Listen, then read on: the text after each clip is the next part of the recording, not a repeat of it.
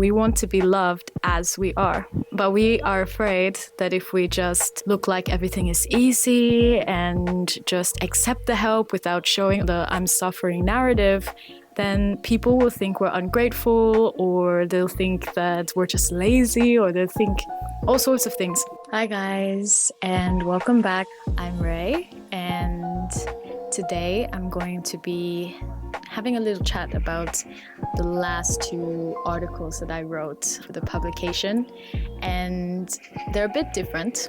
One is about the threat that we feel when things are going to become easier, or when things might change for us, really. And the other is about feeling guilty when we want to take care of ourselves. And although they're both different, they also are quite similar. Like the core is the same, which is that things could be easier, but we first have to allow them to be easier. And that it's scary, like it's scary to allow things to be easier because there's a lot at stake for us. And this whole thought process started because I was having a conversation with my little brother. He's in high school and he's worried about this test. He's worried about taking this test, and he was telling me, his mental health is so in the gutter that he's not really sure he wants to take it. And if he fails, and what's going to happen, and how our parents are going to react, because our parents are very extreme and angry. And I tried to loosen that fear by telling him that, it really doesn't matter if he fails. It really doesn't matter if he gets a bad grade. The two options are not take it or take it. And at least with taking it, there is a possibility that he does well, and also that he will feel proud of himself. And there isn't kind of like a hiding, because he's very smart anyway, so you don't know what's going to happen. But then right after that, he went back and tried to prove to me how much he's doing for his mental health, or how much better he's gotten, even though a few seconds ago he was talking to me about how bad it is. And I recognized the pattern quite intimately, because I tend to do that too. I'm talking about, you just don't understand how awful it is, how much my mind is trapping me in one spot. I just can't do anything. And then when somebody offers a way out or tries to add logic to the situation, I'm like, well, I'm already doing this, I'm already doing that. And, it's the way that we bend over backwards to justify the position we're in, because we're afraid that the position we're in is not safe, it's not okay. We feel so much shame over where we are in the journey. That shame compels us to try to prove to everyone, or to put something out there, like to put a shell around us, to put a wall around us that proves to everyone that we need compassion, we need love, because that's really what we're looking for. We're looking for people to allow us to exist as we are. We want to exist as we are. You've ever seen that quote online that says, healing is not becoming your best self, but accepting or learning to love your worst parts.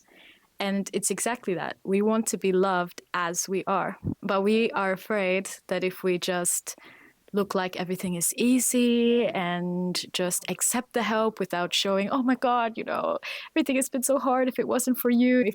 If we don't double down on the I'm suffering narrative, then people will think we're ungrateful, or they'll think that we're just lazy, or they'll think all sorts of things. I was reading a book, or I am reading a book still, I'm about halfway through, called On Our Best Behavior. And in that book, the author talks about how we are really confined by these 7 deadly sins. And by trying to prove that we are not those sinners, so in this case, that we're not lazy, that we're not proud of being lazy, we need this armor. And if we don't have this armor of, I am chronically exhausted, I am chronically too busy to think about anything else, I am chronically too stressed to consider any advice that you might give me, or to move forward, or to do anything. This mindset keeps us safe from the direct judgment that someone might come to us and say, why are you resting? Why aren't you doing more? Why aren't you blah, blah, blah, blah, blah? But what we need to learn is that people will always look at us and ask us why we're not doing things a different way. We cannot convince everyone that our lives and the way that we enjoy ourselves, the way that we experience pleasure is the right way or the right way for us. We can't convince them of that. We need to be okay with people questioning what we're doing. And that is really scary, really vulnerable. Like, I'm choosing to rest right now. I'm choosing to take care of myself. I'm choosing to go slowly because I want to, because that's the right thing for me, because that's how I honor myself. Not because, oh, I'm so exhausted, or oh, I'm so burnt out, or oh, I don't know what to do and I'm suffering. Can we be confident enough to say, I think this is the best thing for me?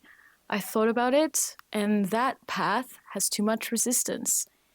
I thought about it, and if I go too fast, that's gonna burn me out. Or, yeah, I'm so inspired by your pace, but actually this is my pace.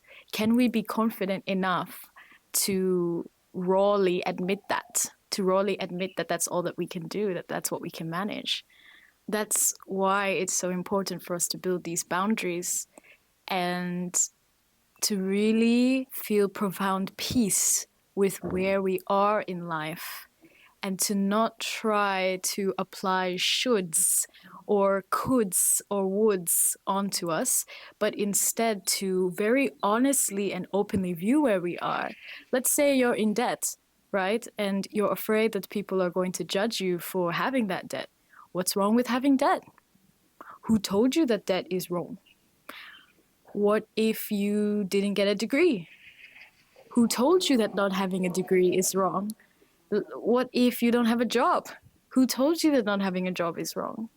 What if you don't have kids? Who told you that not having kids is wrong? You have to be able to look at yourself and really love yourself as you are. Accept it. Maybe you want to be somewhere else eventually, but there's no reason to punish yourself for where you are. And you don't have to do that to gain other people's favor.